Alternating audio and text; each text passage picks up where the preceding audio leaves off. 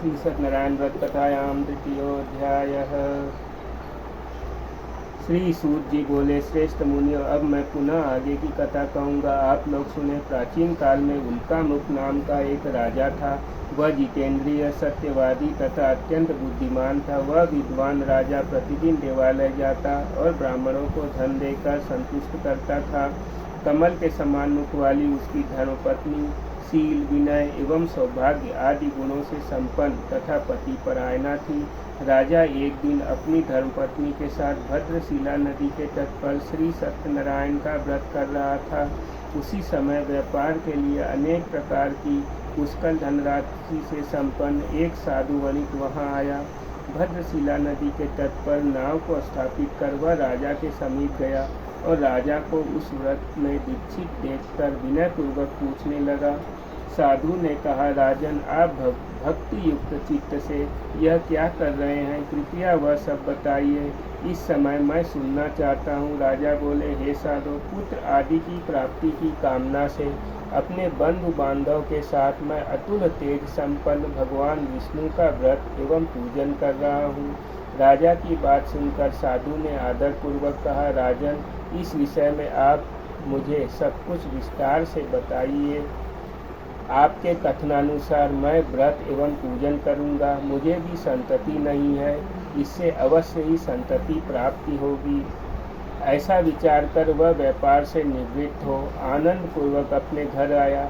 उसने अपनी भार्या से संतति प्रदान करने वाले इस सत्य व्रत को विस्तार पूर्वक बताया तथा जब मुझे संतति की प्राप्ति होगी तब मैं इस व्रत को करूंगा। इस प्रकार उस साधु ने अपनी भार्या लीलावती से कहा।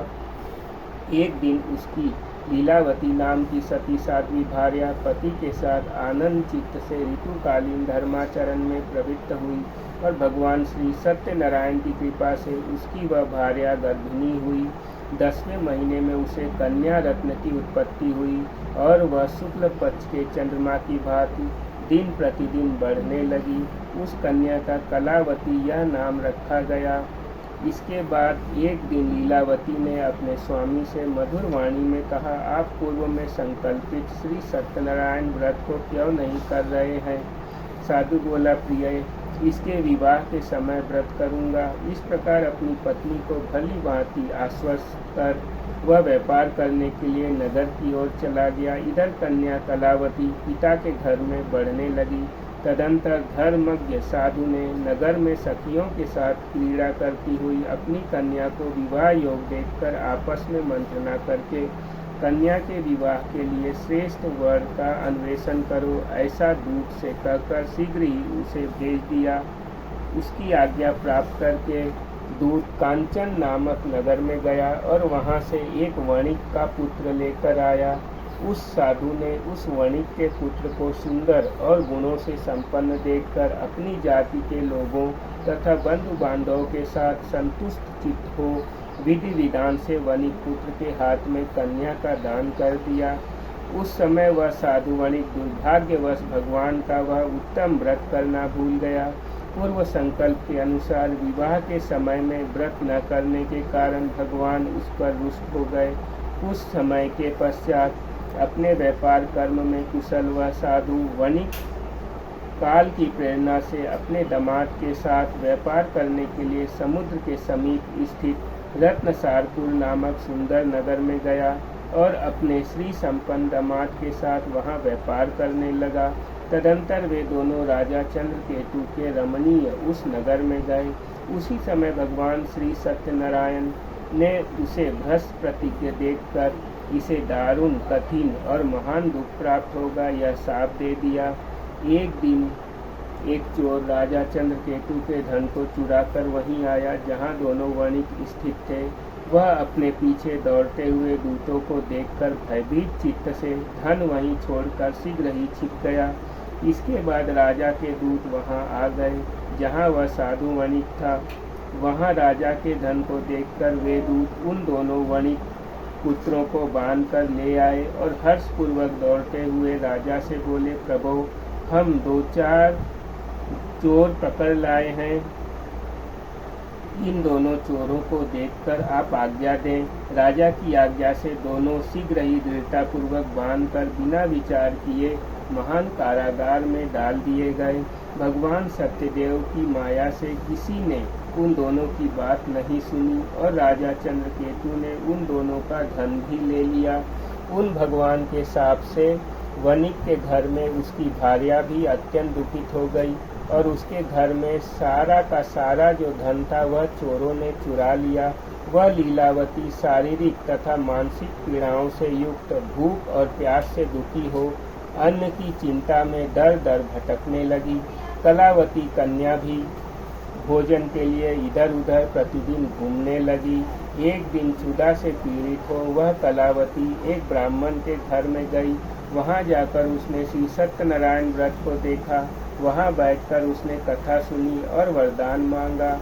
तदंतर प्रसाद ग्रहण करके वह कुछ रात होने पर घर गई। माता लीलावती ने कलावती कन्या से प्रेम पूर्वक पूछा, पुत्री, रात में तुम कहाँ रुक गई थी?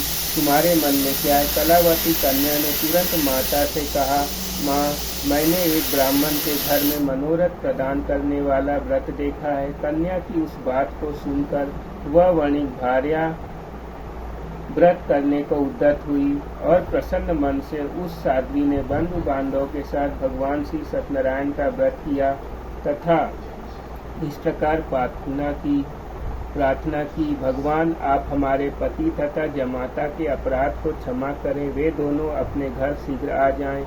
इस प्रकार इस व्रत से भगवान सत्यनारायण पुनः संतुष्ट हो गए तथा उन्होंने नृपश्रेष्ठ राजा चंद्रकेतु को स्वप्न दिखाया और स्वप्न में कहा, नृपश्रेष्ठ, प्रातः काल दोनों वणिकों को छोड़ दो और वह सारा धन भी दे दो जो तुमने उनसे इस समय ले लिया है, अन्यथा राज्य, धन एवं पुत्र सहित तुम्हारा सर्वनाश कर दूंगा।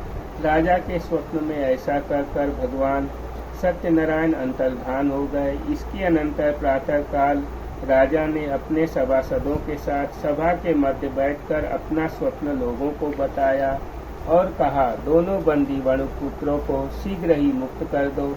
राजा की ऐसी बात सुनकर वे राजपुरुष दोनों महाजनों को बंधन मुक्त करके राजा के सामने लाकर विनम्र पूर्वक बोले, महाराज, बेड़ी बंधन से मुक्त करके दोनों वणिकपुत्र लाए गए हैं। इसके बाद दोनों महाजन वणिकपुत्र नृपश्रेष्ठ राजा चंद्रकेतु को प्रणाम करके अपने पूर्व वृत्तांत का स्मरण करके भय विह्वल हो गए और कुछ बोल न सके। राजा ने वणिकपुत्रों को देखकर आदर पूर्वक कहा, आप लोगों को प्रारब्धवश यह महान दुख प्राप्त हुआ है। इस समय अब कोई भय नहीं है। ऐसा कहकर उनकी बेड़ी खुलवाकर और क्षौर कर्म आदि कराया।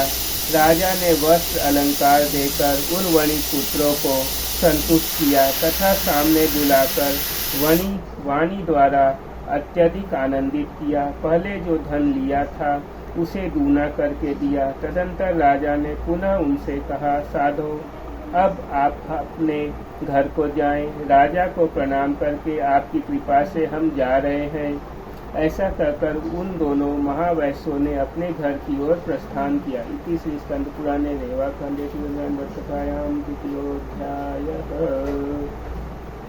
जय श्री राम, जय श्री राम, जय श्री राम, जय श्री राम, जय श्री राम, जय श्री राम, जय श्री राम, जय श्री राम, जय श्री राम, जय श्री राम, जय श्री राम, जय श्री राम, जय जय श्री राम, जय जय श्री राम,